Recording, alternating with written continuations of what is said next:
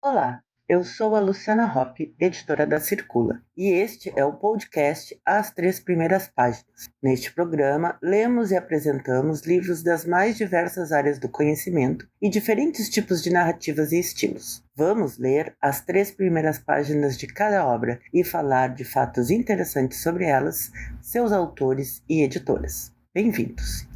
No podcast de hoje vamos ler Floresta é o Nome do Mundo, de Ursula K. Le Guin, vencedor do Hugo Award, publicado pela editora Morro Branco. A editora Morro Branco estreou no mercado brasileiro na Bienal Internacional do Livro de São Paulo em 2016 e desde então se destacou por trazer obras de autores renomados, muitos inéditos no Brasil, além de promover escritores estreantes premiados em seus países. Com um catálogo diverso, a editora busca oferecer uma literatura global, traduzindo as obras diretamente do idioma original. Seus livros abordam temas como feminismo, empoderamento e meio ambiente, e são reconhecidos por prêmios literários e pela crítica internacional.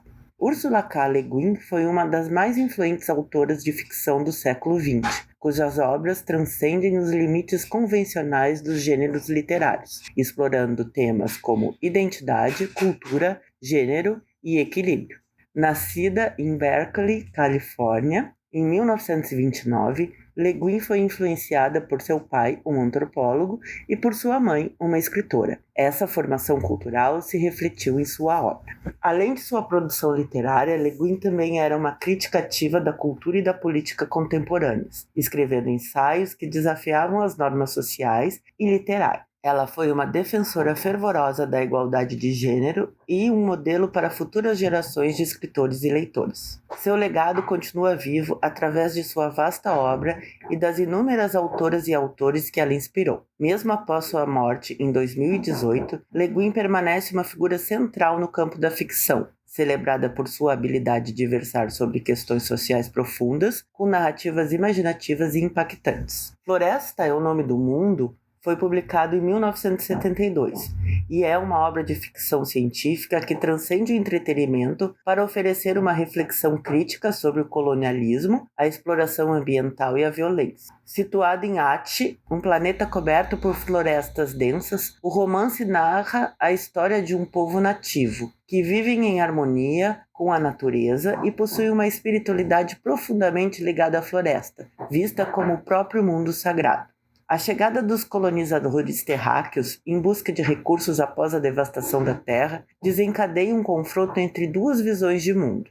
De um lado, os terráqueos, liderados pelo brutal capitão Davidson, veem Ati como uma fonte de riqueza e seus habitantes como seres inferiores a serem explorados. De outro, Selver, um nativo que lidera a resistência, luta para preservar sua cultura e seu mundo, mesmo que isso signifique adotar a violência de seus opressores. A obra se destaca por sua crítica feroz ao imperialismo e ao militarismo, ecoando as consequências devastadoras da colonização e a destruição do meio ambiente. Le Guin retrata a resistência como uma profunda ambiguidade, questionando o preço da violência e a transformação cultural que ela impõe. Com uma narrativa envolvente e personagens complexos, Floresta é o Nome do Mundo é uma mediação sobre a arrogância humana, a fragilidade da civilização e a destruição que resulta da desconexão entre a humanidade e a natureza. Ao refletir sobre o impacto da colonização e da guerra,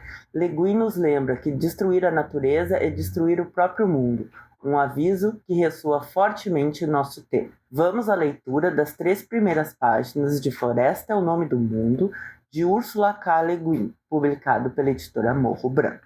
Dois trechos do dia anterior surgiram na mente do capitão Davidson assim que acordou, e ele ficou deitado no escuro por algum tempo analisando-os. Um era positivo, a chegada de uma nova leva de mulheres. Difícil de acreditar. Elas estavam lá, em Centralville, a 27 anos-luz de distância da Terra, vindas a Quawel e a 4 horas de gafanhoto, como chamavam os helicópteros para curta distância da base de Smith. O segundo grupo de fêmeas reprodutoras para a colônia de Novo Tahiti, todas saudáveis e imaculadas, 212 cabeças da melhor linhagem humana.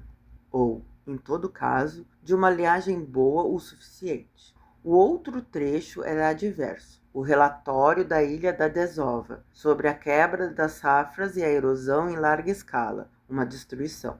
A fileira de 212 corpos pequenos, rechonchudos e peitudos, dispostas a ir para a cama, desapareceu da mente de Davidson quando ele pensou na chuva despencando sobre a terra lavrada, açoitando-a até virar uma lama que era reduzida a um caldo vermelho e escorria pelas pedras e encontrava o mar fustigado pelo temporal. A erosão tinha começado antes de ele sair da Ilha da Desova para comandar a base de Smith e, por ter como dom uma memória visual fora do comum, do tipo que era chamada fotográfica, ele agora conseguia recordar de tudo com clareza. Aparentemente, aquele mandão do Cass estava certo, e era preciso deixar muitas árvores em pé no local em que planejavam estabelecer fazendas.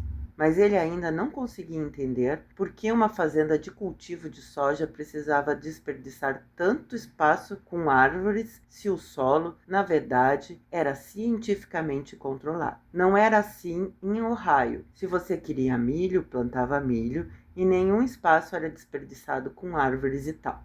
Por outro lado, a Terra era um planeta domesticado, e o Novo Tahiti não. Era para isso que ele estava ali, domesticado. Se agora a Ilha da Desova era apenas rochas e crateras, bastava riscá-la do mapa, começar de novo em uma nova ilha e fazer as coisas direito. Não seremos detidos assim, somos homens. Logo você vai aprender o que isso significa, seu planeta maldito e miserável, pensou Davidson e deu um sorriso irônico na escuridão da cabana, porque gostava de mudança. Ao refletir sobre os homens, ele pensou nas mulheres, e de novo a fileira de corpos começou a dominar sua mente, sorrindo, ondulando. Bem, ele berrou, sentando-se e remexendo os pés descalços no piso cru. Esquente a água, vamos, ande logo. O berro o despertou de maneira satisfatória, e ele se alongou e coçou o peito. Vestiu os shorts e saiu da cabana a passadas largas rumo à luz do sol.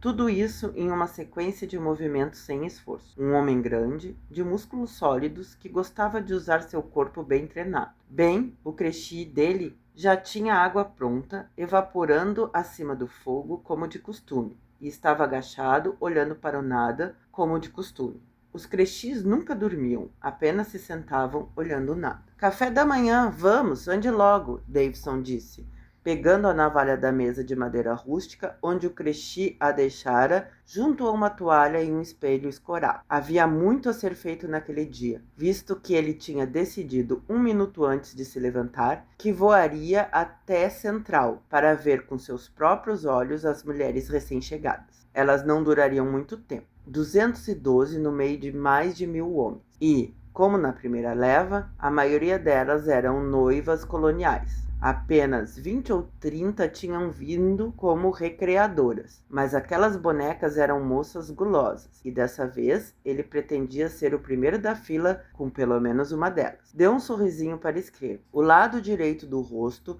permaneceu rijo sobre o chiado da navalha. O velho creche estava andando para lá e para cá, demorando 1 hora para trazer o café da manhã da cabana que servia de cozinha. Vamos, ande logo, Davidson gritou. E Ben forçou o passo frouxo a se tornar caminhada. Ben tinha mais ou menos 1 metro de altura, e o pelo de suas costas estava mais para branco do que para verde. Era velho e lerdo, até mesmo para um creche, mas Davidson sabia como lidar com eles. Poderia domesticar qualquer espécie, se o esforço valesse a pena. Mas não valia. Trazendo humanos suficiente, fazendo máquinas e robôs, estabelecendo fazendas e cidades, ninguém precisaria mais dos crechis. O que também seria conveniente, porque aquele mundo, Novo Tahiti, era totalmente feito para os homens, organizando e limpando, derrubando as florestas sombrias para as plantações de grãos, eliminando a escuridão, a selvageria e a ignorância primitivas.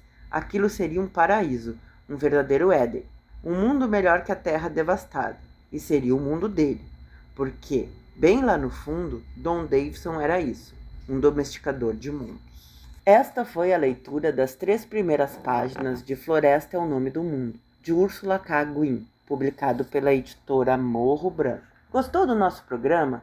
Tem alguma sugestão de obra para lermos as 3 primeiras páginas? Escreva nos comentários e dê a sua sugestão para lermos nos próximos programas.